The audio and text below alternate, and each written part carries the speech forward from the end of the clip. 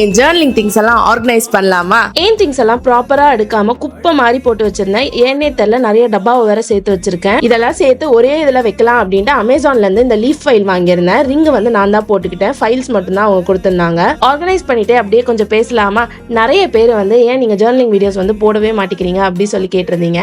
நிறைய பேர் தெரிஞ்சிருக்கோம், நாங்க இப்பதான் திருநெல்வேலில இருந்து சென்னைக்கு வந்து ஷிஃப்ட் ஆகி வந்திருக்கோம். கிட்டத்தட்ட 2 வீக்ஸ் ஆயிடுச்சு. ஆனாலும் என்னால இந்த சேஞ்சஸை வந்து அக்செப்ட் பண்ணிக்க முடியல.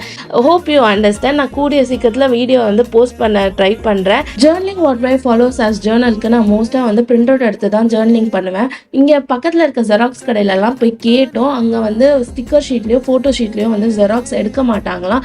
ஸோ எனக்கு ஏதாச்சும் அந்த மாதிரி ஜெராக்ஸ் கிடச்சிருச்சுன்னா நான் கண்டிப்பாக அந்த வீடியோவும் போஸ்ட் பண்ண ஆரம்பிச்சிருவேன். நிறைய பேர் என்னோட ஜேர்னலிங் திங்ஸ் எல்லாம் காமிங்கன்னு சொல்லி கேட்டிருந்தீங்க. இதெல்லாம் தான் என்னோட ஜேர்னலிங் திங்ஸ். அண்ட் நான் கூடிய சீக்கிரத்தில் வந்து ஜேர்னலிங் வீடியோ போட ஸ்டார்ட் பண்ணிடுறேன். இதோட நம்ம இன்னொரு வீடியோவில் பார்க்கலாம். பாய்.